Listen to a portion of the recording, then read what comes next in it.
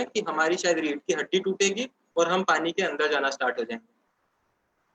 ये हमारे साथ वन टाइम हिट अभी कोरोना के कारण है। अब इसका लॉन्ग टर्म लॉस क्या हो सकता है? अगर हम लोगों को कोई लाइफ गार्ड बचाने नहीं आया तो शायद डूब जाएंगे। हमारा लाइफ गार्ड हमारी फाइनेंस मिनिस्टर निर्मला जी है, और ये इकोनॉमी में जो हम डूब रहे हैं ये हमारी वेल्थ है, जो हमारी वेल्थ पे एक बार वन टाइम हिट आया। अब इसको कंपेयर करते हैं हम यूएस से। आज क्या यूएस में भी इतना बड़ा हिट आया है? तो यूएस की स्थिति सिमिलर है, पर क्यों वो इंडिया से बेटर परफॉर्म कर पाता है इन चीजों में? क्योंकि आज आप समझे उनके स्केल को। उनकी जो टॉप 5 कंपनीज हैं उनके पास बैलेंस शीट पे कैश यानी बैंक में बैलेंस पड़ा होगा करीब करीब $800 बिलियन, जो इंडियन इकोनॉमी का 25% है। यानी जितना यहाँ पे आप ये मानिए कि 50 लाख करोड़ रुपए उनके बैंक में बैलेंस पड़ा हुआ है। तो ये शेयर स्केल है उनके इकोनॉमी का। वहां पे ट्रेड डेफिसिट वो 15% भी कर दें, अपने नोट भी छाप दें, तो किसी को कोई आपत्ति नहीं होती। पर वही काम इंडिया करे तो इंडिया की रेटिंग डाउनग्रेड हो सकती है। इंडिया इसलिए नोट नहीं छाप पाता, उनकी अगर रेटिंग डाउनग्रेड हुई तो सारा फॉरेन कैपिटल यहाँ से चला जाएगा। तो ये डर यूएस और इंडिया में बहुत बड़ा गैप क्रिएट करता है। इसलिए आप देखते हैं कि यूएस इतना जल्दी एक फाइनेंशियल पैकेज अनाउंस कर पाया और हम लोग इतना आज तक भी वो अनाउंसमेंट नहीं दे पाए। पर इसका इनडायरेक्ट इम्पैक्ट और क्या क्या होगा कोरोना का हमारे ऊपर? सबसे पहले आप ये मानिए कि आज अगर अपन सब लोग 2 महीने से घर में हैं तो शायद हम हमारी कार को 2 महीने से चालू नहीं कर पाए होंगे, कहीं लेकर नहीं गए होंगे। तो जिस दिन लॉकडाउन खुलेगा और हम सोचेंगे कि चलिए ऑफिस चलते हैं और हम कार चालू करने जाएंगे तो हमें पता चलेगा कि हमारी कार की बैटरी खराब हो गई। इसका कारण है कि वो पड़े पड़े सड़ गई है। सिमिलरली इंडियन इकोनॉमी का आज स्टेट हम फेस कर रहे हैं। जिस दिन हमारा लॉकडाउन खुलेगा उस दिन ये नहीं होगा कि एक ही दिन में हमारी इकोनॉमी स्टार्ट हो पाएगी। हम लोग देखेंगे कई सारी हमारी बैटरियों को रिचार्ज करने की जरूरत होगी, जो हम लोग खुद भी हो सकते हैं या हमारा साइकोलॉजी भी हो सकता है। एक साथ पूरी इकोनॉमी भी खोलना बहुत मुश्किल होगा, क्योंकि आप देख सकते हैं कि कितनी प्रॉब्लम्स ग्राउंड लेवल पे आएगी। इतना बड़ा ब्रेक इकोनॉमी पे लगेगा ये कभी किसी ने इमेजिन नहीं किया था। तो इसके लॉन्ग टर्म इम्पैक्ट क्या क्या आएंगे वो आज हमारे लिए सोचना मुश्किल है। पर शायद हम कुछ चीज बता पाए, जैसे टूरिज्म, रेस्टोरेंट, होटल, इन पे आगे जाके 8 महीने से 16 महीने तक शायद बहुत जल्दी रिवाइवल हमको ना दिखे। ये सारे सेक्टर्स मिला के करीब 5% ऑफ जीडीपी का कंट्रीब्यूशन करते हैं, जिनसे हम लोग करीब 1 साल पीछे और हो सकते हैं। पर आज का टॉपिक मैं और नेगेटिविटी फैलाने के लिए यूज इसलिए नहीं करना चाहता क्योंकि हमारे टीवी, मीडिया, व्हाट्सएप इसके लिए काफी है। आज हम देखते हैं कि क्या इससे हम बेटर कर सकते हैं, क्या हम इसमें सीख सकते हैं और अपने आप को इम्प्रूव कर सकते हैं। तो सीए इंस्टीट्यूट में मैंने करीब 2-2.5 महीने पहले, 3 महीने पहले एक सेशन लिया था बजट पे, जिसमें कहा था कोरोना का इम्पैक्ट वन टाइम आएगा। ये वन टाइम इम्पैक्ट तो आ रहा है, पर इसका एक इनडायरेक्ट इम्पैक्ट जो बहुत बड़ा आ रहा है वो हमारी साइकोलॉजी पे आ रहा है। उसको हमें समझना जरूरी है और उसको स्ट्रेस को कम करना जरूरी है। आज कोरोना को जितना बड़ा हम लोगों ने न्यूज में सुन सुन के बनाया है, जितनी अच्छी ब्रांडिंग उसकी करी है, क्या वो उतना इम्पोर्टेंट है? आज टीबी से इंडिया में रोज के 1200 मरीज मरते हैं। टीबी ऐसी बीमारी है जो फैलती काफी कुछ कोरोना की तरह है, पानी, वाटर ड्रॉपलेट से, छींकने से।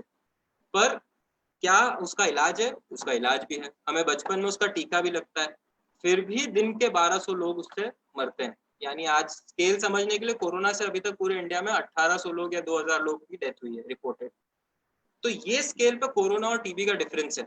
तो क्या हम ये समझे कि कोरोना का वैक्सीन आ जाएगा या दवाई आ जाएगी तो हम बाहर आ जाएंगे? शायद हम इतने जल्दी बाहर यहाँ से आने वाले नहीं है। हमें इसके साथ रहना सीखना पड़ेगा। अगर ये कोरोना ने कुछ किया है तो वो हमारे मन में डर बैठाने का था। आज जैसे मानिए आप कोई बैंक में हो और अगर वहां पे आप पैसे निकालने जाओ, फिर सब आपके दोस्तों को बोले कि मैं आज इस बैंक में गया, मुझे पैसे निकाल रहा हूँ क्योंकि मुझे डर लग रहा है, तो सब लोग धीरे धीरे करके उस बैंक में से पैसा निकालना चाहेंगे। तो वो बैंक कितना ही स्ट्रांग हो, कितना ही अच्छा हो, उसके सारे डिपॉजिटर को पैसे नहीं दे पाएगा और शायद बैंक बंद हो जाएगा। सिमिलर हमारी इंडियन इकोनॉमी। तो अच्छाई ढूंढने के लिए हमें इसके पास में जाना चाहिए। जर्मनी में आप जब देखेंगे, जर्मनी वाज द सोल सबसे बड़ा लॉस जिसमें वर्ल्ड वॉर 2 में उसने खाया था। 1940 से 1945 में, ये उसका जीडीपी का चार्ट है। वर्ल्ड वॉर 2 के टाइम आप देखेंगे कि उसकी जीडीपी 50% फॉल हुई थी विद इन 2-3 ईयर्स। मतलब वो इकोनॉमी 50 साल पीछे चले गया था जितना उसका प्रोडक्शन था। आप अगर उस समय उधर रह रहे होते और आपसे कोई बोलता कि 2.5 साल में आपकी इकोनॉमी वापस खड़ी हो जाएगी, तो शायद आप विश्वास नहीं कर पाते। पर ये डेटा में अपन क्लियरली ये देख सकते हैं कि उनको रिवाइव होने में 2 से 2.5 साल ही लगे। हालांकि वो 2 से 2.5 साल बहुत टफ रहे होंगे उनके लिए, पर 2-2.5 साल में वो रिवाइव हो पाए। साथ ही साथ 1929 का जो ग्रेट डिप्रेशन सब लोग आजकल न्यूज में बोल रहे हैं कि उसके स्केल का ये लॉस हो सकता है अपने देश के लिए या वर्ल्ड के लिए, सॉरी। तो आप देखिए कि 1929 के ग्रेट डिप्रेशन में भी जो उन्होंने लॉस किया था वो कितने जल्दी वो रिकवर कर पाए। इससे कहने का मतलब ये है कि अगर हम लोगों की इकोनॉमी में इनहेरेंट स्ट्रेंथ है तो हम लोग जल्दी ही वापस खड़े हो सकते हैं। अब इसके आगे लेकिन हम लोगों पे इम्पैक्ट जो आया है वो साइकोलॉजिकल ज्यादा आया है। तो आगे जाके होगा क्या? हम लोग सबसे पहले डरेंगे और उसके कारण हमारी सेविंग्स इवेंचुअली बढ़ेगी। ये 1929 के ग्रेट डिप्रेशन में भी जब वहां पे यूएस में इम्पैक्ट आया था, तो जो अर्ली 20s 30s में थे अपने एज में, वो लोगों में आप देखेंगे लॉन्गर टर्म में सेविंग करने की प्रवृत्ति थोड़ी ज्यादा थी। उसका कारण ये था उन्होंने खराब समय उनके शुरू में जिया था, तो उनको वो डर था। तो वो डर शायद अपने केस में भी थोड़ा आ सकता है। पर इंडिया में अच्छी बात यह है कि हम पहले से ही काफी सेविंग्स एक्स्ट्रा करते थे, हम ऑलरेडी रिस्क कवर्स थे, हम हाई डेट पे नहीं रहते थे। जापान, यूरोप, ये सब 250 से 350% ऑफ डेट अपने जीडीपी पे खड़े हैं, जबकि India is standing only at 100%। Compare to them it is a huge gap. तो ये सेवर्स की जो प्रवृत्ति थी ये अपने कल्चर में ऑलरेडी थी, और ये आगे जाके शायद थोड़ा और बढ़े। सेकेंड, इसका सबसे बड़ा बेनिफिट होता है इनोवेशन। आप अगर मैं आपको वर्ल्ड वॉर के बारे में बताता हूँ, 1940 में जब लड़ाइयाँ चालू हुई थी तब ये लोग लड़े थे गन से। By the time the war ended they were ending it with nuclear weapon. तो 4 से 5 साल के अंदर इन्होंने इतना स्पीड से इनोवेशन किया था। ये इनोवेशन आप अपने आसपास भी देख पाएंगे, या तो बिजनेस में, इन्वेस्टमेंट में, या टेक्नोलॉजी में। एक छोटा सा एग्जांपल कल मेरे फादर से मैंने सुना कि कैसे इनोवेशन काम कर रहा है कि एक मेडिकल शॉप जो ऑपरेट कर रहा है, उसने अपने ही घर में दुकान के पीछे जो घर था उसका, उसी में उसने सेव बनाना स्टार्ट कर दिया। और आज वो शायद दवाई के साथ 100 किलो 200 किलो सेव बेच पा रहा है। तो जितने कमाई उसकी मेडिकल से नहीं हो रही थी, उससे ज्यादा तो सेव से हो रही है। तो ये इनोवेशन है। ये आप भले इसको छोटे लेवल पे देखें या बड़े लेवल पे, पर इसका इम्पैक्ट हम पे और हमारे आसपास वाली इकोनॉमी पे बहुत बड़ा इम्पैक्ट आता है। अगर हम इसके आगे सोचे कि क्या हमारी इकोनॉमी में और खराब चीजें हो सकती है, तो आज आपको मैं कुछ और डेटा पॉइंट ऐसे बताना चाहूंगा जिससे आपका कॉन्फिडेंस इंडिया पे बढ़ेगा। अगर यहाँ से ग्लोबलाइजेशन कम भी होता है, अगर हमारी इकोनॉमी और वर्ल्ड की इकोनॉमी सब अपने आप को क्लोज भी करती है, तो इंडिया के लिए एक सबसे बड़ा बेनिफिट है कि 60% of the consumption, 60% of the GDP comes from our own consumption. जो अपने 130 करोड़ लोग हैं वो अपने सबसे बड़े एसेट है। चाइना से कंपेयर करें तो China is standing only at 40%, मतलब उसका डिपेंडेंसी बाहर और इन्वेस्टमेंट और एक्सपोर्ट पे बहुत ज्यादा है। हमारी इकोनॉमी का वो कम होने में हम लोगों को लॉन्गर टर्म में बेनिफिट मिलेगा। साथ ही साथ अगर चाइना से इंडिया में बिजनेसेस शिफ्ट होते हैं, जो हो सकते हैं अगर इंडिया की पॉलिसीज थोड़ी सपोर्टिव रही, तो अगर वो होते हैं तो यहाँ पे ह्यूज एम्प्लॉयमेंट जनरेशन की कैपेबिलिटी है। क्योंकि अगर आप उनके पॉइंट ऑफ व्यू से सोचे बिजनेसेस के, तो उनके पास और कहाँ इतने ऑप्शन है जहाँ पे इतनी बड़ी पॉपुलेशन और इंफ्रास्ट्रक्चर मिले। तो सिवाय अफ्रीका के इंडिया ही एक अकेला ऑप्शन है, और हमारा इंफ्रास्ट्रक्चर अफ्रीका से तो बेटर है कम से कम। तो there we have a huge opportunity to grasp. आप ये समझिए कि क्रूड का इम्पैक्ट हमारे ऊपर अगेन कितना बड़ा आ रहा है। आज जो हमारा करंट अकाउंट डेफिसिट है, जिसके लिए हमें यूएस डॉलर लगते थे, वो आज रिक्वायरमेंट हमारी ऑलमोस्ट ना के बराबर हो गई है, क्योंकि क्रूड इतना नीचे है। ये क्रूड की स्टोरी सबने सुनी होगी, मैं इसके बारे में थोड़ा आगे बताता हूँ। पर क्रूड एक बहुत बड़ा इम्पैक्ट अपनी इंडियन इकोनॉमी में भी पॉजिटिव लाएगा। तो जिससे हमारा फॉरेन रिजर्व्स अगर कम भी हुए तो हमें डर कंपैरेटिवली कम रहेगा। साथ ही साथ गवर्नमेंट के एक्शंस को अगर अपन इवेल्युएट करें, तो डे बिफोर यस्टरडे उन्होंने अनाउंस किया कि 12 लाख करोड़ का वो लोग बोरोइंग करेंगे, जो पहले वो करीब 7.8 लाख करोड़ करने वाले थे। ये जो 4.25 लाख करोड़ रुपए ज्यादा रेस कर रहे हैं, आप इसको देखेंगे ये पैकेजेस के फॉर्मेट में बाहर आएगा। जैसे 1.25 लाख करोड़ का शायद उन्होंने गरीबों के लिए जो पैकेज दिया वो इम्प्लीमेंट हो इसी से। उसके बाद बिजनेस और इकोनॉमी के लिए वो लोग कुछ दें। सिमिलरली ये सारी चीज कंजम्पशन में आएगी, ये सारा सेविंग्स हमारे जैसे मिडिल क्लास और लोअर मिडिल क्लास और अपर मिडिल क्लास के लोगों के पास इकट्ठा होगा, और यही पैसा लॉन्गर टर्म में इंफ्रास्ट्रक्चर बिल्ड करने में मदद करेगा, और साथ ही साथ इंडिया की इकोनॉमी को आगे बढ़ाने में मदद करेगा। हो सकता है यहाँ से अनएम्प्लॉयमेंट बढ़े, पर इन्फ्लेशन इतना कंट्रोल्ड रहेगा कि हम लोगों को वो तकलीफ नहीं आएगी जो शायद 2008-9 के टाइम पे हम लोगों ने फेस करी थी। आप ये सारी चीजों से सिर्फ इतना टेक अवे लीजिए कि क्या इंडियन इकोनॉमी यहाँ से खड़ी हो सकती है। ये समझना इसलिए जरूरी है क्योंकि इंडियन इकोनॉमी ने ऐसे फेजेस बहुत सारे देखे हैं पहले, कि 1995 से आज तक का चार्ट है, आप इसमें देखेंगे फेजेस कैसे भी रहे हो। अगर इस पिछले 25 साल में 2008 की मध्य, 2002 हर्षद मेहता सब इसमें इंक्लूड हो गया अगर, तो भी इंडियन इकोनॉमी का आप चार्ट देखेंगे तो बिल्कुल सीधा ऊपर ही जाता है। हो सकता है इस साल थोड़ा नीचे दिखे अपने को, पर अगेन अगर हम लोग ये एक महीना, ये 3 महीना जो मिस किया, ये अगले साल अगर ना हो तो हम ये वापस से चार्ट को ऊपर लेकर आ पाएंगे। और इंडियन इकोनॉमी पे भरोसा होने के बाद ही आप इन्वेस्टमेंट की प्लानिंग आप आगे कर पाएंगे। अब आज की स्थिति में हम लोग इस अपॉर्चुनिटी को यूज कैसे करें। आज ये तो समझ में आ गया कि इंडियन इकोनॉमी चलिए माने कि हम खड़ी हो जाएगी, तो हमारे इन्वेस्टमेंट प्लान को बहुत स्ट्रेटेजिकली प्लान करना पड़ेगा। पर्सनल फाइनेंस, जिसको हम लोग टेक्निकली इसको पर्सनल फाइनेंस बोलते हैं, is way more personal than finance. आज वो मैं आपको ये नहीं बता सकता कि आपके लिए पर्सनली क्या सही होगा, पर मैं आपको एक स्ट्रैटेजी या एक आपको फ्रेमवर्क दे सकता हूँ जिसके बेसिस पे आप अपना डिसीजन ले पाए कि हम लोगों को किस तरीके से इन्वेस्टमेंट करना चाहिए। आज अगर आपको ये भी लगता हो कि मैं इंडियन इकोनॉमी पे 100% कॉन्फिडेंस हूँ और आज के आज पूरा पैसा इक्विटी में डालना चाहूँ, तो वो भी डिसीजन गलत हो सकता है। जैसे एग्जाम्पल में क्रूड ही मैं बताता हूँ, अगर किसी दिन आपको पता चलता है कि क्रूड नेगेटिव में मिल रहा है, मतलब आपको आदमी क्रूड देने के पैसे दे रहा है ऊपर से, तो आज यहाँ पे सारी घर की टंकियां हमारी खाली होती, पानी की बजाय हम लोग क्रूड भर रहे होते। पर क्या वो सही डिसीजन होता? क्योंकि वहां से और नीचे क्रूड गया, 100 रुपए 1000 रुपए में भी देखा लोगों ने, और वही नेगेटिव 2800 रुपए में भी देखा। तो इन्वेस्टमेंट को प्लान हमेशा अपने को एक स्ट्रैटेजी में करना चाहिए और कभी भी एक चीज पे बहुत ओवरबोर्ड नहीं जाना चाहिए। अब आपको मैं एक बहुत बेसिक आइडिया में बताता हूँ कि कैसे इन्वेस्टमेंट प्लान करते हैं। हर नींव, जैसे हर बिल्डिंग की एक नींव जरूरी होती है, नींव स्ट्रांग होना चाहिए, वैसे इन्वेस्टमेंट में भी नींव स्ट्रांग होना जरूरी है। अगर नींव स्ट्रांग नहीं होगी तो हमारा भी जो टावर ऑफ पिज़ा है वो धीरे धीरे लीनिंग टावर ऑफ पिज़ा बन जाएगा।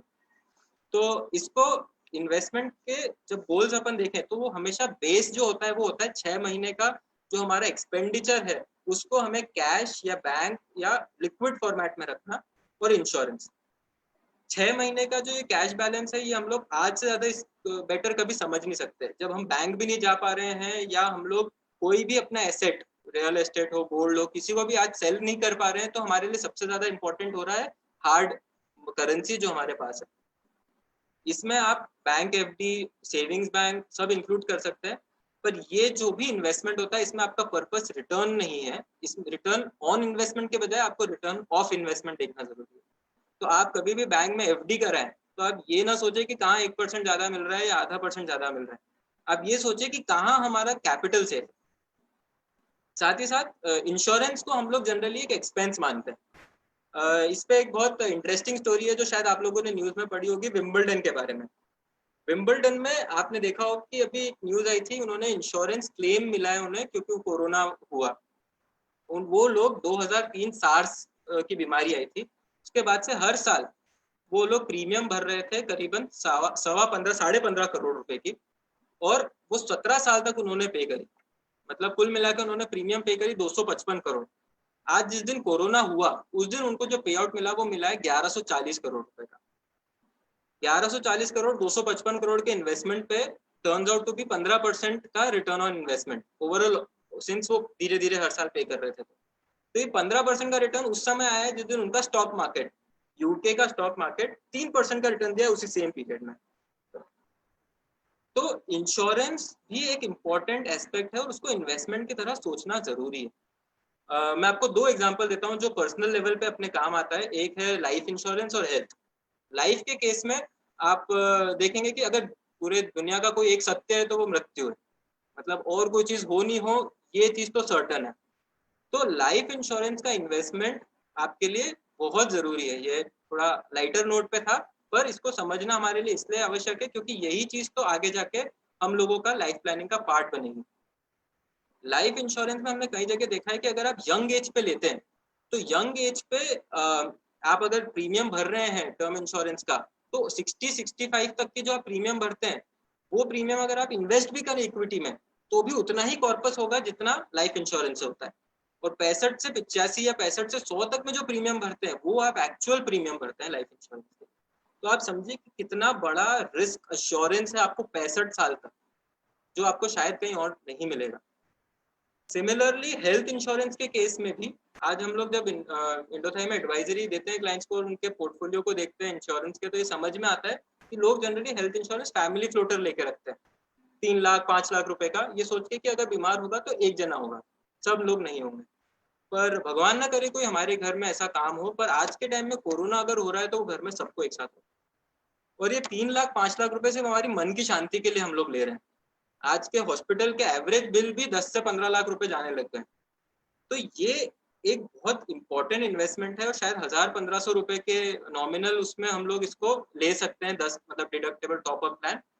तो आप उसको जरूर अपने पार्ट बनाएं, क्योंकि एक हेल्थ इंश्योरेंस शायद हमारा 6 महीने का जो अदरवाइज हमने फंड इकट्ठा किया था वो पूरा ईटअप कर जाए, गोल्स को खा जाए, शायद थोड़ी बहुत वेल्थ को भी खा जाए एक हॉस्पिटल का बिल, तो हम लोग वापस लीनिंग टावर ऑफ पिज़ा पे खड़े हो जाएंगे। रही बात गोल्स और वेल्थ की, तो गोल और वेल्थ के लिए जब भी आप सेविंग करें तो you have to choose an investment जो आपको इन्फ्लेशन बीट करता हुआ रिटर्न दे, क्योंकि कई सारी एसेट वो बीट नहीं करते हैं। मैं आपको एक अच्छा एग्जांपल देता हूँ, staying rich versus getting rich. कभी भी कोई आदमी बोलता है कि मुझे अमीर बनना है, तो अमीर बनने के लिए उसको रिस्क लेना पड़ता है, धंधा करेगा या इन्वेस्टमेंट से भी बने तो उसको रिस्क लेनी पड़ती है। वहीं स्टेइंग रिच का कंसेप्ट बिल्कुल उल्टा है। अगर आपको you have to stay rich तो you have to be very conservative, आप बिल्कुल एग्रेसिव नहीं हो सकते। तो ये गोल और वेल्थ में आपको डिटरमाइन आपको करना पड़ेगा कि क्या मैं अपने आप को रिच मानता हूँ, तो मैं डिटरमाइन करूँ कि मुझे स्टेइंग रिच में जाना है या मुझे गेटिंग रिच में जाना है। स्टेइंग रिच के बहुत बेसिक इन्वेस्टमेंट्स होते हैं, आप उसको मेटल्स बोल लीजिए, गोल्ड सिल्वर में। गोल्ड पे आज पूरी दुनिया का सबसे ज्यादा भरोसा है। अगर कोई भी चीज खराब होती है इकोनॉमी में या पूरे वर्ल्ड में, तो सबसे पहले कॉन्फिडेंस लोगों का गोल्ड पे आता है। तो gold is a very good hedge against inflation.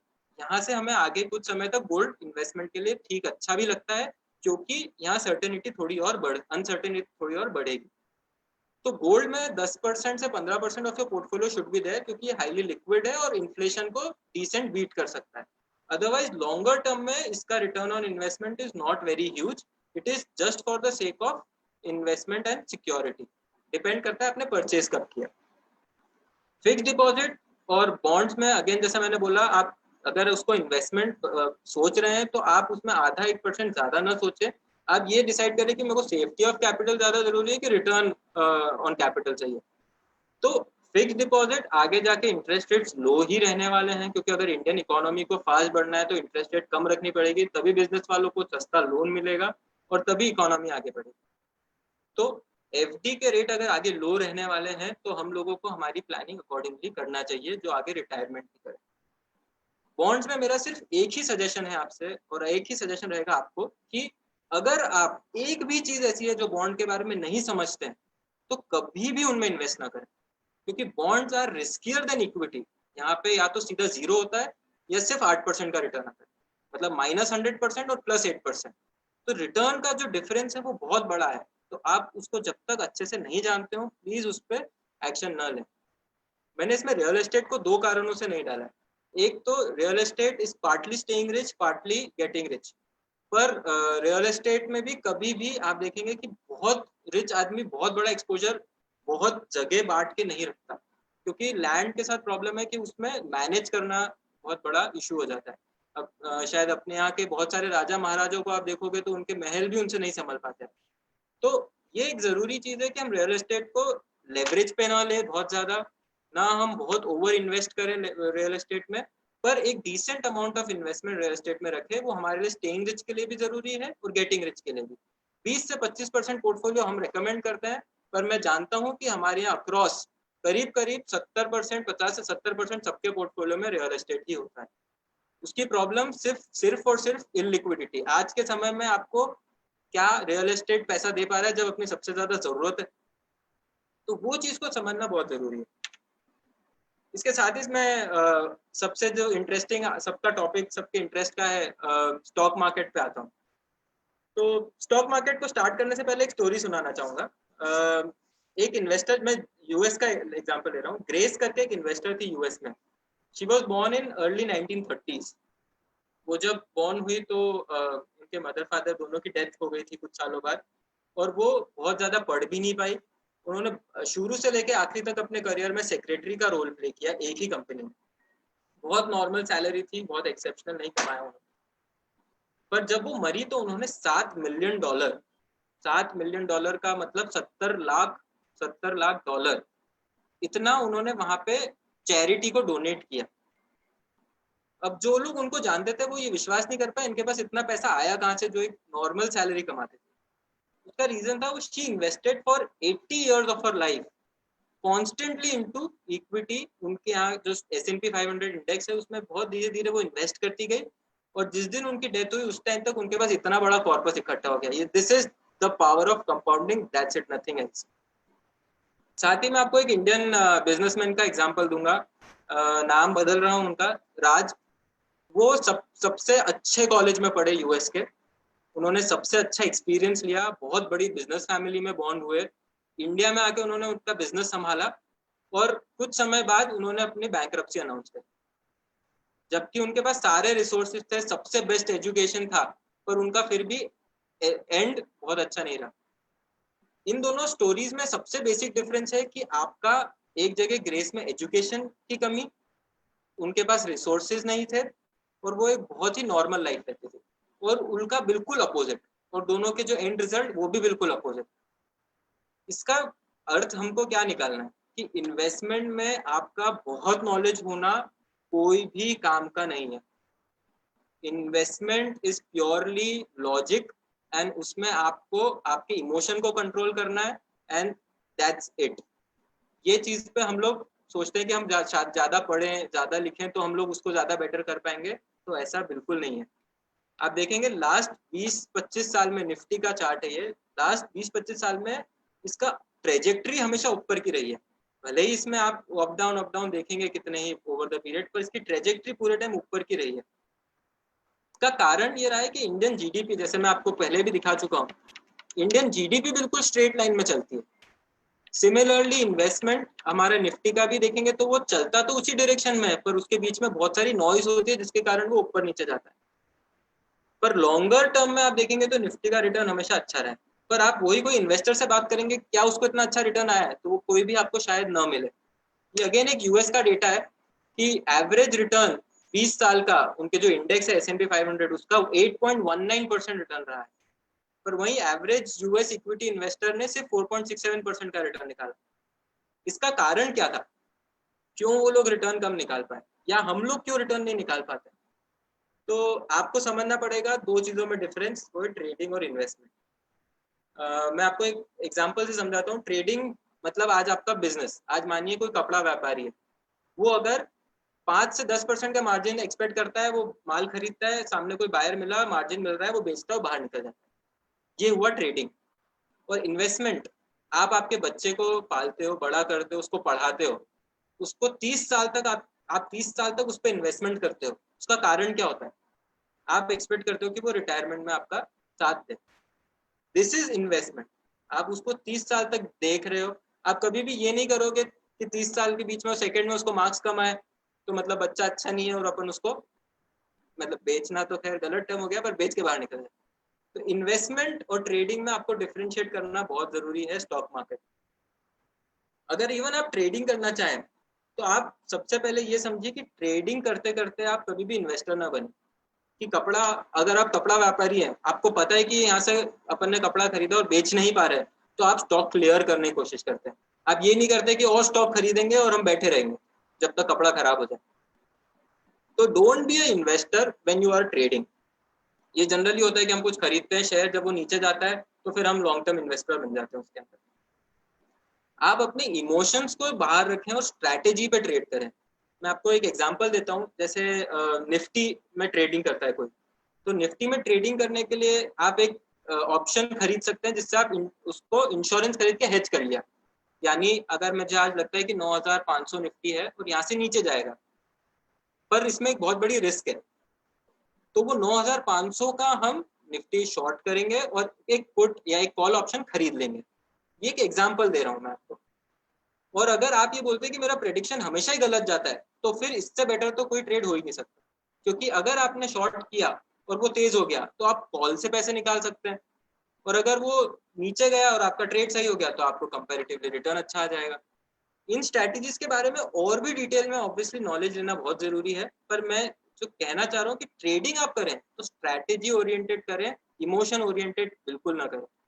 और फिर आपकी स्ट्रैटेजी में कंटिन्यूटी रखें। जैसे आज विंबलडन ने अगर 16 साल तक वो प्रीमियम भरी होती तो 16 साल में उसका रिटर्न तो -100% था, और वो 16 साल में इक्विटी मार्केट का रिटर्न वहां पे 15% था प्लस। तो यूं डिफरेंस बहुत बड़ा दिखता है, पर उन्होंने वो कंटिन्यूटी मेंटेन करी, तो जब उनके ऊपर सबसे बड़ा लॉस का इंस्टेंस आया तब वो लोग प्रोटेक्टेड थे। तो you need to be very sure about your strategy and you need to ensure continuity. पर शायद आज हम ज्यादा इन्वेस्टमेंट समझना चाहते हैं। तो इन्वेस्टमेंट में मैं आपको सिर्फ इतना बोल सकता हूँ कि आप इन्वेस्टमेंट करना सब बहुत ईजी है, और आप उसके टेक्निकलिटीज में बहुत जाने की जरूरत भी नहीं, जो मैंने ग्रेस का एग्जांपल दिया आपको।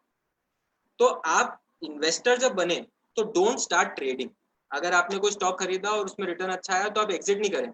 जैसे आपने आपके बच्चे को बड़ा किया, 10th में उसने टॉप कर दिया, तो आप वहीं के वहीं उसको बेच के बाहर तो नहीं निकलेंगे। ये अगेन एक एग्जांपल है। तो जब आप इन्वेस्टमेंट करें तो वो इन्वेस्टर जैसे ही करें, आप उसको फिर ट्रेडिंग में इन्वॉल्व ना हो। साथ ही साथ उसमें अवॉइड करें शॉर्ट टर्म प्रेडिक्शन करने का। हम ये सोचें कि आज निफ्टी इतना है, यहाँ से और नीचे जाएगा, तो हम हमारा सारे इन्वेस्टमेंट बाहर निकाल लेंगे, जब बॉटम आएगा फिर हम डालेंगे। तो ये प्रैक्टिकली पॉसिबल नहीं है। कोई भी आदमी अगर आपको बोले कि मैं श्योरिटी से बोल सकता हूँ तो वो भगवान है, तो क्योंकि it is almost impossible to track every short term movement of stock. आज जो सबसे बड़ा इन्वेस्टर है राकेश झुनझुनवाला, उसके भी नंबर ऑफ ट्रेड फेलियर्स देखोगे तो वो सबसे ज्यादा है। उसने सक्सेस कुछ ट्रेड में करे, पर वो जो कुछ ट्रेड थे वो इतने बड़े थे कि वो उसी में बहुत बड़ा पैसा बनाए। तो शॉर्ट टर्म प्रेडिक्शन से दूर रहें और हम लोग इन्वेस्टर लॉन्ग टर्म बने। Be choose whether you are long on the Indian equity. आपको लगता है कि इंडियन इकोनॉमी चलेगी? अगर आपको इंडियन इकोनॉमी चलेगी तो धीरे धीरे धीरे धीरे एसआईपी के फॉर्मेट में, रेगुलर इन्वेस्टमेंट के फॉर्मेट में आप उसमें पैसे डालते जाएं। एंड उसको सोचिए कि आप बिजनेस खरीद रहे हैं, आप ये ना सोचिए कि आप इन्वेस्टमेंट कर रहे हैं शेयर्स में। आप अगर आप बच्चे को पढ़ाते हैं, ट्यूशन भरते हैं, तो जैसे जैसे आपकी इनकम बढ़ती है वैसे वैसे आप अपने बच्चे को अच्छे स्कूल में भेजने की कोशिश करते हैं। पर क्या आप ये सोचते हैं किसी भी समय में कि मैं मेरे बच्चे में इन्वेस्ट कर रहा हूँ, उससे मैं रिटर्न लेना चाहता हूँ? आप तो उसमें ये सोचते हो कि मेरा बच्चा है, ये बड़ा हो इसलिए और अच्छा काम करे इसलिए मैं इसको पढ़ा रहा हूँ। सिमिलरली बिजनेस जैसे आपको स्टॉक मार्केट में इन्वेस्टमेंट को सोचना पड़ेगा कि वो हम बिजनेस परचेज कर रहे हैं, हम मारुति खरीद रहे हैं तो मारुति खरीद रहे हैं, हमारा पर्पस है कि वो हमको 200 रुपए डिविडेंड दे और हमको धीरे धीरे करके कैपिटल एप्रिसिएशन दे। फिर वो 5,000 रुपए में हो, 2,000 में हो या 10,000 में हो, हमको उससे फर्क नहीं पड़ना।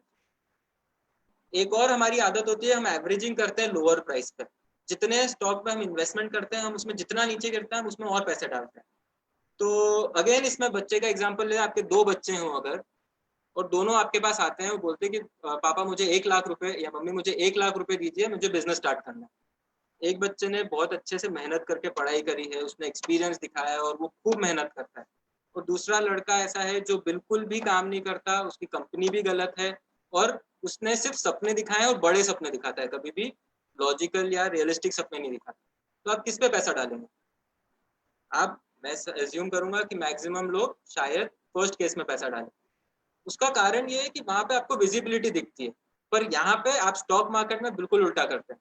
आप ढूंढते हैं मैं कौन सा 20-25 रुपए का शेयर खरीदूं, या कौन सा शेयर जो 25 का 2500 हो जाएगा, या 100 रुपए पे एक शेयर खरीदा, वो 50 रुपए आया तो डबल क्वांटिटी खरीदी, 25 आया तो ट्रिपल क्वांटिटी खरीदी, ये एक्सपेक्टेशन में कि 25 का 2500 होएगा। आपको जब तक उसके बिजनेस पे कॉन्फिडेंस ना हो या उसके प्रॉफिटेबिलिटी पे कॉन्फिडेंस ना हो, उस पर लॉन्ग टर्म इन्वेस्टमेंट अवॉइड करें। इसलिए जरूरी है आज के समय में कि उसको सिंपल, इन्वेस्टमेंट को सिंपल रखना। Investment is not about what you know, but it is how you behave. आपके बिहेवियर से आप रिटर्न निकालते हैं। इसलिए आज के टाइम पे जरूरी है कि क्या हम ये चूज करें, हम लोग अच्छे फंड मैनेजर है या प्रोफेशनल फंड मैनेजर हमसे बेटर है। आप एक पोर्टफोलियो खुद का बिल्ड करें और एक पोर्टफोलियो भले आप म्यूचुअल फंड के थ्रू बिल्ड करें, और आप रिव्यू करें 1 साल 2 साल 3 साल 4 साल पे, और फिर डिसीजन ले कि मैं बेटर फंड मैनेजर था या वो। अगर आप बेटर फंड मैनेजर है तो कोई डाउट नहीं है, बिल्कुल आप आराम से उसमें पैसा और डालें। पर अगर नहीं है तो हमें ये डिसीजन लेना पड़ेगा कि हमारा इन्वेस्टमेंट हम थोड़ा प्रोफेशनल फंड मैनेजर को भी दें। आज इंडियन स्टॉक मार्केट में 3000 स्टॉक्स हैं लिस्टेड, 3000 स्टॉक लिस्टेड है। आप कैसे इमेजिन कर सकते हैं कि आप सारे स्टॉक्स का ध्यान रखें। ये अगेन मैं फिर एग्जांपल देता हूँ कि अगर आप मानिए आपके 3000 बच्चे हो, सब सेम यूनिफॉर्म में आपके स्कूल, आप स्कूल में उनको लेने गए, आप ढूंढ ही नहीं पाओगे। How can you think that you can track all the 3000 stocks? तो it is better to keep a track of smaller number of stocks and उसको लॉन्गर टर्म के लिए हम होल्ड करें। पर हम लोग करते बिल्कुल उल्टा है। करते ये है कि जब मार्केट तेज होता है, this is a very famous chart जिसमें बताते हैं कि कैसे ऊपर चलता है मार्केट, हम ग्रीड में आते हैं और हम खरीदते हैं, और सबकी स्टोरी है कि जब नीचे जाता है मार्केट तो हम फियर में आते हैं और सेल करते हैं। ये रिपीट करो जब तक हम कंगाल नहीं हो जाए। और यही एक्सपीरियंसेस इन्वेस्टर्स के रहते हैं, जिसके कारण स्टॉक मार्केट से उनका इंटरेस्ट कम हो जाता है या उनका भरोसा उठ जाता है। But what we need to understand, it is a slow and gradual process, it is not a process of one day. आज हमारा डाइवर्सिफाइड पोर्टफोलियो जब भी हम बिल्ड करते हैं तो हम लोगों को सारी चीज़ों को देखना ज़रूरी है। जैसे मैं आपको बता रहा था कि 3000 स्टॉक्स आप ट्रैक करना मुश्किल है, तो शायद आप एक निफ्टी पे ट्रैकिंग करेंगे तो थोड़ा बेटर आपका जजमेंट बना पाएंगे। साथ ही साथ एक डाइवर्सिफाइड पोर्टफोलियो में सारे एसेट क्लासेस होना ज़रूरी है। तो सारे एसेट क्लासेस होने में आपके पास एक और इम्पोर्टेंट एसेट है जो आज तक हम लोग उसको बहुत इग्नोर करते आए हैं, जिसकी इम्पोर्टेंस बहुत शायद हमें बहुत जल्द समझ में आए। वो है करेंसी। हम यूएसडी को कभी भी एक इन्वेस्टमेंट नहीं मानते। हम लोगों ने खुद ने भी यूएसडी में इन्वेस्टमेंट पर्सनल लेवल पे कर रखा है। उसका कारण ये है कि ये एक ऐसा एसेट है जो 100% ऊपर ही जाएगा। आप ये देखेंगे करेंसी का चार्ट, किसी भी टाइम पे आप देखोगे तो ये हमेशा अपवर्ड रहेगा, क्योंकि ये इकोनॉमिक्स से चलता है। अगर इकोनॉमिक्स में इंडिया का इन्फ्लेशन ज्यादा है यूएस से, तो हमेशा ये चीज ऊपर ही जाएगी। करेंसी का इन्वेस्टमेंट इसलिए जरूरी है क्योंकि अगेन ये सिंगल इंस्ट्रूमेंट है, आप इसको ट्रैक कर सकते हो, आप इसको मैनेज कर सकते हो, समझ सकते हो। साथ ही साथ जो ट्रेडर कम्युनिटी से हैं या ट्रेडिंग माइंडसेट से इसमें घुसना चाहते हैं, ये बहुत लो रिस्क प्रोडक्ट होता है। आप इसमें ट्रेडिंग भी करें तो मूवमेंट कम होते हैं, पर आपको रिटर्न अच्छा बैठ सकता है। तो दोनों केस में एक डाइवर्सिफाइड पोर्टफोलियो बिल्ड करना जरूरी है। कई सारे एसेट्स हमेशा अपवर्ड मूवमेंट पे होते हैं, उन पे भरोसा रखना जरूरी है। आज वो गोल्ड हो, वो करेंसी हो, वो इक्विटी हो। इस पे एक बहुत फेमस लाइन है जो मुझे बहुत पसंद है, पर्सनली मैं हर जगह बोलता हूँ कि downs are temporary but ups are permanent.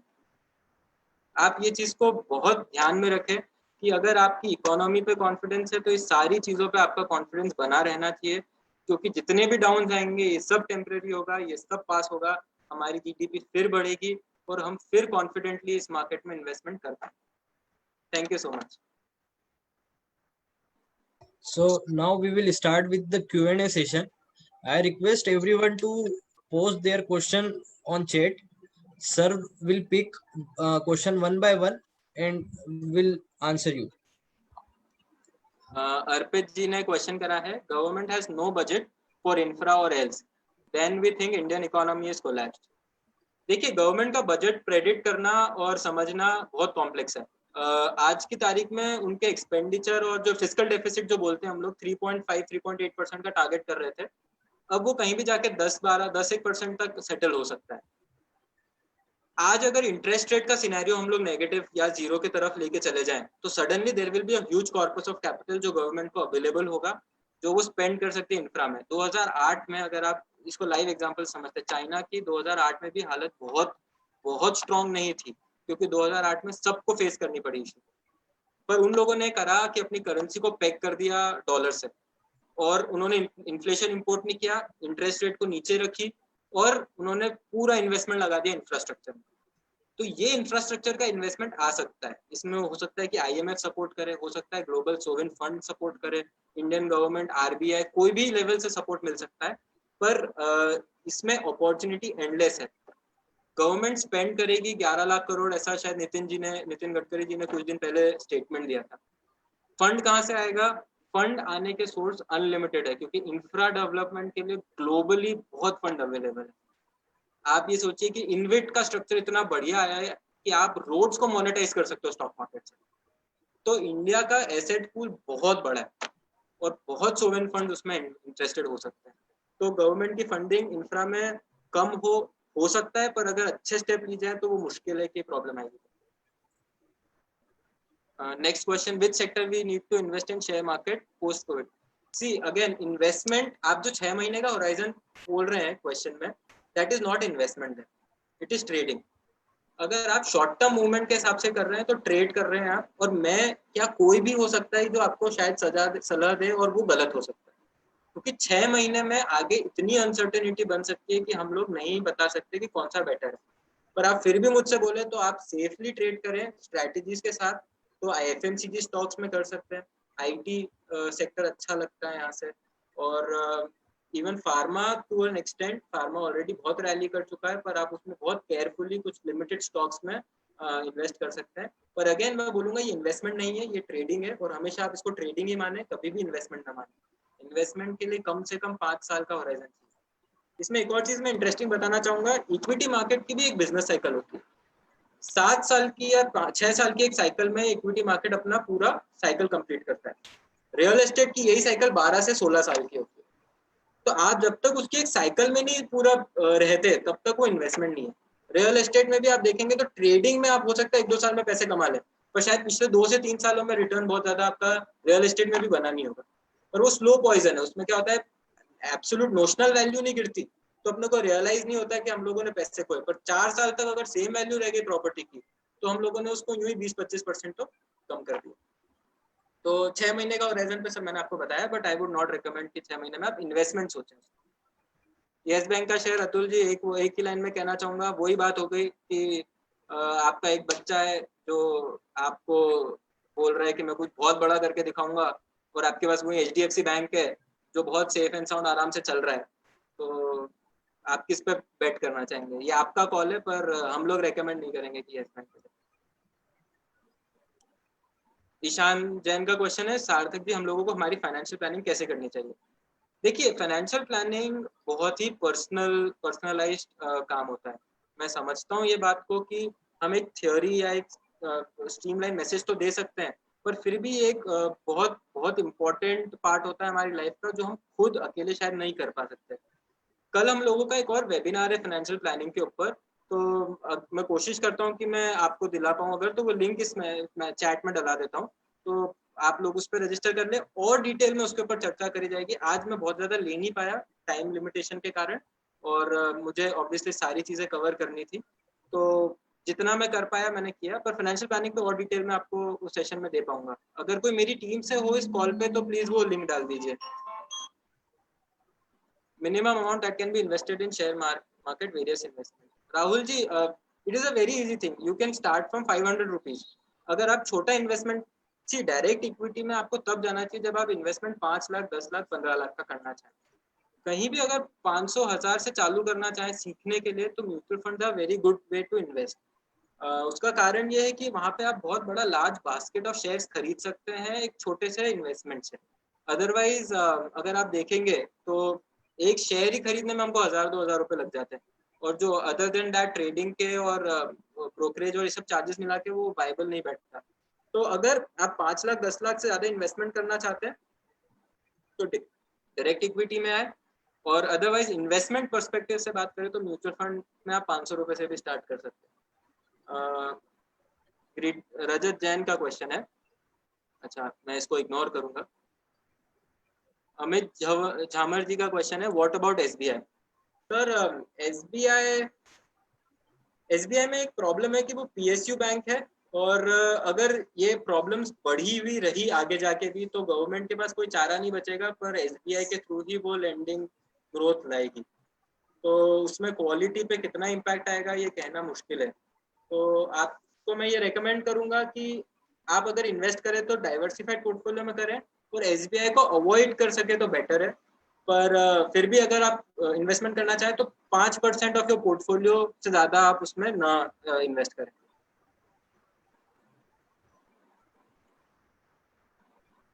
If long term invest, Vinod ji का क्वेश्चन है, if long term investment is a safe option, what time it should be for and ROI on investment we expect?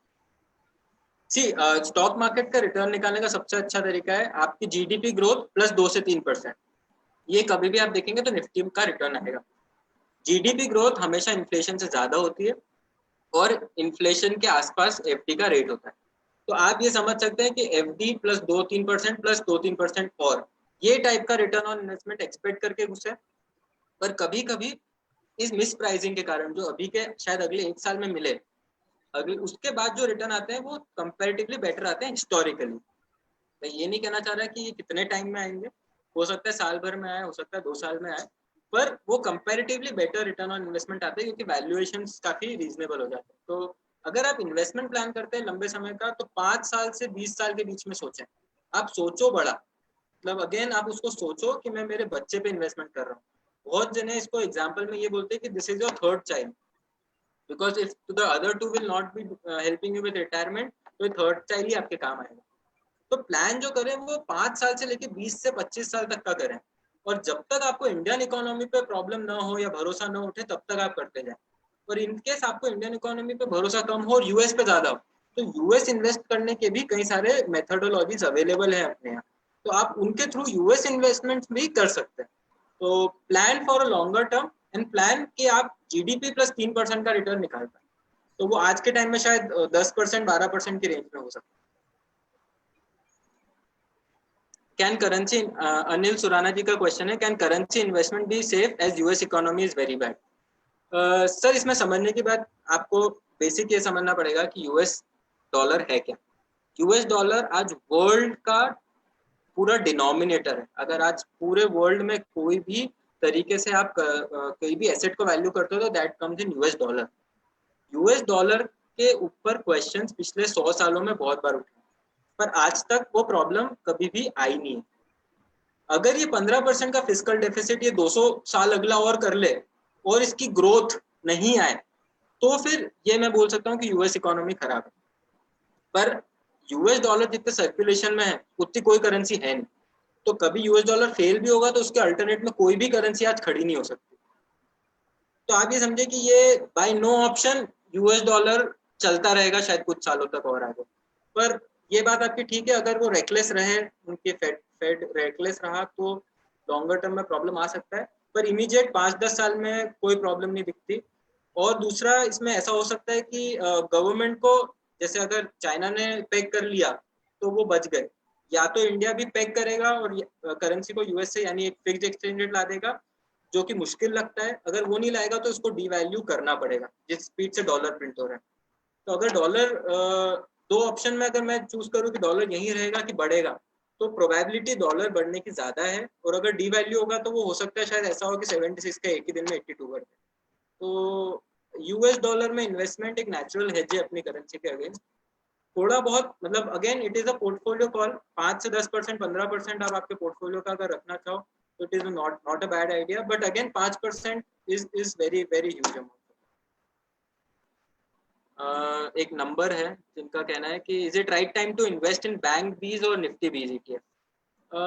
Bank सी Nifty ETF में invest करना is not a bad idea, क्योंकि Nifty शायद अगले 10 साल में 5 साल में एक्सेप्शनल रिटर्न वापस देना चालू कर दे, पर you don't have to invest it on one day, आप उसको डिस्ट्रीब्यूट करो over the period of 6 to 12 months।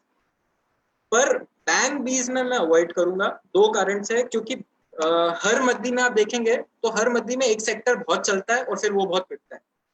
शायद 2002 की मद्दी में आईटी बहुत चला, फिर वो पिटा। 2008 की मद्दी में रियल एस्टेट बहुत चला, वो पिटा। पिछले 6 साल में या 8 साल में बैंक बहुत स्पीड से बढ़े। बैंक का शेयर हमारे निफ्टी के वेट में 30-35% तक पहुंच गया था, जो हिस्टोरिकल हाईज है। तो शायद बैंक्स अगले रैली को ड्राइव न करें। बैंकिंग परफॉर्मेंस आपको वीक रहे, एनपीए की प्रॉब्लम, अगर मैं फंडामेंटल पे जाऊं तो बैंकिंग में एनपीए की प्रॉब्लम रहेगी। आज वो लेंडिंग नहीं कर पा रहे हैं, रिकवरी साइकिल रुक गई है, उनको ब्याज फिक्स देना ही है, तो वो कहीं ना कहीं बहुत डर है। और वैल्यूएशन स्ट्रेच्ड थे थोड़े, तो वो शायद वापस उस लेवल पे स्ट्रेच ना हो। तो बैंक्स थोड़े अंडर परफॉर्म करेंगे, इट इज बेटर निफ्टी बीज या निफ्टी नेक्स्ट 50 इंडेक्स में आप इन्वेस्ट करें। पुष्प जैन सर का मैसेज है, hi Sarthak, well organised, I want to know how to select good company for long term investment for layman. Sir दो बातें बोलता हूँ, मैं आपको एक बता तो देता हूँ तरीका, पर आपको ये समझना पड़ेगा कि वो तरीका 100% श्योर वाला नहीं है, वो बहुत टाइम टू टाइम चेंज होता है। तो आपको देखना चाहिए क्या कंपनी का रिटर्न ऑन इक्विटी अच्छा है, अगर आज की तारीख पे देखें तो हम 12 से 15% कम से कम एक्सपेक्ट करते हैं। फिर आप देखिए उसकी सेल्स ग्रोथ क्या 10-15% के ऊपर है। तीसरा आप ये देखिए कि उसमें डेट टू इक्विटी कम है क्या, क्योंकि वो high cash flow generating business होगा तो उसके कंपैरेटिवली रिस्क बढ़ने के चांसेस कम रहते हैं। इसके अलावा आप उसकी मोड देखिए, मोड से मेरा मतलब है कि आज मारुति है तो मारुति जो मार्केट शेयर डिमांड करता है उसका कारण है कि मारुति का ब्रांड इतना स्ट्रॉन्ग, उसकी सर्विसेज इतनी स्ट्रॉन्ग है, और कितनी भी कंपनी इंटरनेशनली आ जाए वो उसके लेवल तक पहुंच नहीं सकती। तो ऐसी कंपनीज को ढूंढिए आज, एशियन पेंट्स, हिंदुस्तान यूनिलीवर। आज आप अगर हिंदुस्तान यूनिलीवर का कोई प्रोडक्ट यूज करते हो तो वो हिंदुस्तान यूनिलीवर का प्रोडक्ट आपको पता भी नहीं होगा कि वो उसका है, पर वो कंपनी ने अपना इतना बड़ा मोड बना लिया है कि वो उसके प्रोडक्ट्स अपने आप प्लेस होते हैं किसी भी कंज्यूमर के हाथ। तो ऐसे फैक्टर्स को आप देख के इन्वेस्टमेंट कर सकते हैं। पर मैं अगेन यही बोलना चाहूंगा पुष्पा सर कि 3000 स्टॉक्स है, आप स्क्रीनर ले लें, आप बेस्ट सॉफ्टवेयर ले लें, आप कितनी रिसर्च कर पाएंगे एक अनटिल आपका फुल टाइम बिजनेस ये हो। आप कोशिश करें कि थोड़े बहुत स्टॉक्स में आप रिसर्च रखें, उनमें आप इन्वेस्टमेंट करें, पर ब्रॉडर मार्केट की रैली में पार्टिसिपेट करने के लिए आप प्रोफेशनल फंड मैनेजमेंट की हेल्प लें, क्योंकि स्मॉल कैप और मिड कैप में आपकी रिसर्च या मेरे फैक्टर्स ये सब कोई काम नहीं आएंगे, ये हर 2 महीने में बदल सकते हैं।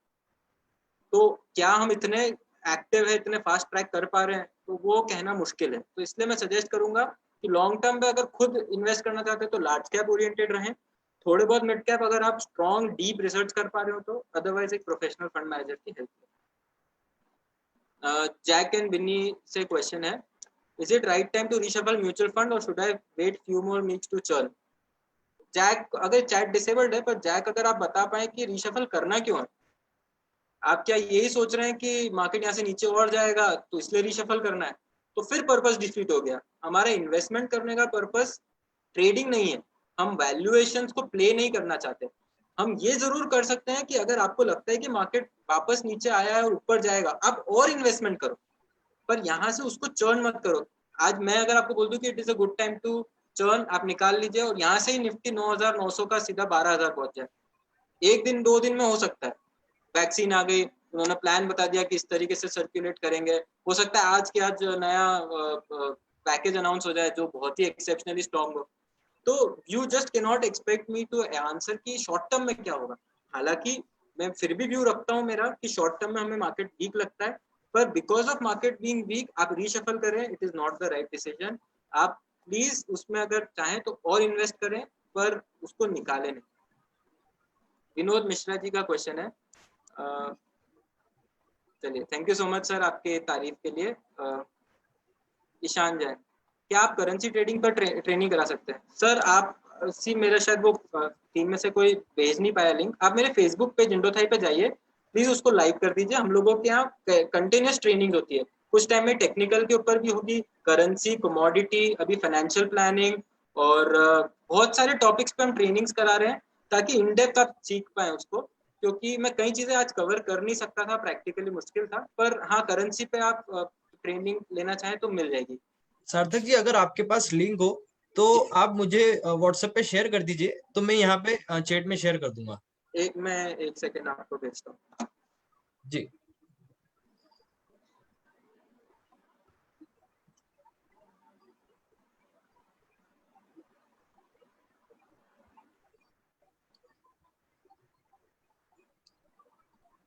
तो मैंने अतुल जी को भेजा है। ठीक है, राइट सर। जी सर। अब फेसबुक सर, हाँ, currently central government and state government both are informing they don't have money, why so? देखिए गवर्नमेंट का बजट कैसे चलता है, सिंपल भाषा में आपकी कमाई क्या होती है जो हम धंधा करते हैं, यानी गवर्नमेंट की कमाई क्या हुई, टैक्सेस, और खर्चा क्या होता है गवर्नमेंट का, सैलरीज या सब्सिडीज देना या इंफ्रास्ट्रक्चर पर स्पेंड करना। तो गवर्नमेंट के पास आज दोनों तरफ से तलवार लटक गई है। पहली तलवार तो ये कि सारे रेवेन्यूज ड्राई अप हो गए, क्यों, सॉरी, क्योंकि उनके पास जीएसटी का कलेक्शन नहीं आ रहा है, इनकम टैक्स नहीं आ रहा है, सबकी इनकम हिट आई है, सेल्स जीरो हो गई है। तो पहले तो उनका हिट आया उनके अर्निंग्स पे, और स्पेंडिंग उनको बढ़ानी पड़ रही है क्योंकि इकोनॉमी को रिवाइव करना है। तो ये बात गलत नहीं है कि उनके पास पैसे की प्रॉब्लम है, पर ये गलत है कि उनके पास बिल्कुल पैसा नहीं है। आज उनके पास 12 लाख करोड़ रुपए फंड रेज करने का ऑप्शन है, वो भी 5.8% के ब्याज पे, जो वन ऑफ द लोएस्ट है अपने। तो अगर वो इतना रेज कर पा रहे हैं, मतलब गवर्नमेंट को लोग पैसे देने के लिए इंटरेस्टेड है। और इनके वर्स्ट केस पकड़े कि लोगों के पास पैसे नहीं भी हो, तो हमारे पास आरबीआई की बैलेंस शीट है जो बहुत स्ट्रांग है। आरबीआई आज पैसे प्रिंट करके अगर इनडायरेक्टली वो गवर्नमेंट तक पहुंचाना चाहे तो वो आराम से पहुंचा सकता है। और ये एक एक्सेप्टेड मैकेनिज्म है, ये यूएस भी करता है, यूरोप भी करता है। हालांकि हम बहुत ज्यादा नहीं कर सकते, पर हम लोग भी कर सकते हैं। तो ये प्रॉब्लम शॉर्ट टर्म की है, ये पूरी दुनिया समझ रही है। ये इंडिया से ज्यादा तो बाहर के देशों में, यूएस का टोटल जो जीडीपी का है लोन, टोटल लोन सारे हाउस होल्ड मिला के और गवर्नमेंट मिला के, दैट इज 250%। अगर यूएस 250% पे है और इंडिया 100% पे है, आप ये भी डिस्काउंट कर लो कि इंडिया उससे थोड़ा वीक है, तो भी वी हैव इनफ स्कोप। और ऐसा नहीं है कि इंडिया गवर्नमेंट की बोरोइंग की क्षमता कम है, वो बहुत अच्छी है। पर ये लोग अपनी रेटिंग इंप्रूव करने के लिए लगे हुए थे, जो ये लोग कर भी पाए थे। हालांकि ये कोरोना ने अचानक हमारे ऊपर छलांग मार दी, पर अदरवाइज भी हम लोग उसके ऊपर लगे हुए थे। तो गवर्नमेंट शायद ये एक प्रॉब्लम से बाहर आ जाए अगर उनके स्टेप्स रीजनेबल रहे और वो बहुत ज्यादा सोशलिस्टिक रिफॉर्म्स और सोशलिस्टिक खर्चे न करे। तो please suggest stock for 20 years time duration. ये नेहा जैन का क्वेश्चन आया है। स्टॉक के ऊपर मैं एक बात बोलूंगा। 20 साल पहले शायद आई थिंक येस बैंक से अच्छा बैंक कोई था नहीं। तो 20 साल में आप take it with a pinch of salt, पर आप जो भी इन्वेस्ट करें उसको रेगुलरली ट्रैक करें। पर अगर आज फिर भी आप लिस्ट मांगेंगे तो I think chemical stocks are very good. आप आरती इंडस्ट्री देख सकते हो, आप एसआरएफ देख सकते हो। देन आई थिंक एफएमसीजी में HUL is at a very good valuation, Britannia. आप बिल्कुल आप बाइफरकेट करके रखें अपने इन्वेस्टमेंट को सारे सेक्टर्स में। बैंकिंग में एचडीएफसी बैंक बहुत अच्छा दिखता है। इवन लाइफ इंश्योरेंस में एसबीआई लाइफ बहुत स्ट्रॉन्ग बैलेंस शीट है, एचडीएफसी लाइफ बहुत स्ट्रॉन्ग बैलेंस शीट है। इसके बाद ऑटोज में सुब्रोस करके है एक स्टॉक जो ऑटो एंसिलरी का काम करता है, बहुत स्ट्रॉन्ग कंपनी है। एफएमसीजी में केआरबीएल है जो आशीर्वाद आटा बनाता है, वो अगेन बहुत इंडिया गेट चावल बनाता है, वो भी अगेन बहुत स्ट्रॉन्ग है। फिर इसके बाद आप 20 साल के लिए अगर आप सोचें तो इवन कोटक बैंक एक अच्छा स्टॉक हो सकता है आपके लिए। और सेक्टर वाइज आप कोशिश करें कि हम ऑटोज, केमिकल्स, फार्मा, इंडस्ट्रियल यानी एलएनटी जैसे स्टॉक और सब स्टॉक्स में थोड़ा पैसे डालें और डाइवर्सिफाइड पोर्टफोलियो बिल्ड करें। पर ये जो मैंने स्टॉक बोले आप इनको देख सकते हैं। सचिन जी का क्वेश्चन है, what is expected return of gold in next 1 year, 3 year, 5 year? देखिए, गोल्ड में एक प्रॉब्लम है, गोल्ड लॉन्गर टर्म में इन्फ्लेशन का ही रिटर्न देता है। और अगर आज आप 30,000 रुपए पे खरीद रहे होते तो आज हो सकता है आपको 10 साल में रिटर्न 10-12% का बैठ जाता। आज आप देखोगे तो शायद 1-2-3 साल में आपको रिटर्न अच्छा बैठे। मे बी यहाँ से गोल्ड 47,000 से शायद 55-60 की तरफ जाए। पर लॉन्गर टर्म में अगर आप 55-60 पे खरीदोगे तो फिर आपको 10 साल तक वो रिटर्न कुछ भी नहीं आएगा। तो 5 साल या 3 साल के लिए मैं आज रेकमेंड नहीं करूंगा। इन्वेस्टमेंट के हिसाब से आप 1 साल के लिए इन्वेस्ट करें और छोटा छोटा जो कॉर्पस अपना बिल्ड करना है, वो स्टेइंग रिच वाला, वो कॉर्पस आप गोल्ड में बिल्ड कर सकते हैं। वो तो हम हमारे इंडियन कल्चर में वो वैसे ही इनहेरेंट है। तो अक्षय तृतीया पे खरीदते ही है जाके, तो आप उसको कंटिन्यू रखें, धनतेरस पे खरीदें, थोड़ा इन्वेस्टमेंट कंटिन्यू रखें लाइफ लॉन्ग। पर इन्वेस्टमेंट अभी एकदम ओवरबोर्ड ना जाए। थोड़ा बहुत 1 साल के लिए अगर आपको करना हो तो इन्वेस्टमेंट कर सकते हैं, पर आप स्ट्रेटेजिकली टाइम पे निकल भी जाएंगे। Sir, we are done with Q&A session. चलिए, thank you so much. Yeah. आप लोगों को लिस्ट भी कभी चाहिए हो स्टॉक की तो मैं अतुल जी को भेज दूंगा। कभी आपका कोई मैकेनिज्म हो तो आप वो भी प्रोवाइड कर सकते हैं, तो जिन जिन लोगों को Right, sir. जानना हो वो जान पाए। Actually, we are live on FB also. So, जो भी जितनी भी इंफॉर्मेशन रहेगी या सर की तरफ से जो भी शेयर होगी, सार्थक सर की तरफ से, तो वो हम जो है वो वहां पर पब्लिश कर देंगे। अणुमित्र मंडल इंदौर करके फेसबुक पे पेज है, उस पे आपको लाइव हो जाएगी। जी राहुल जी।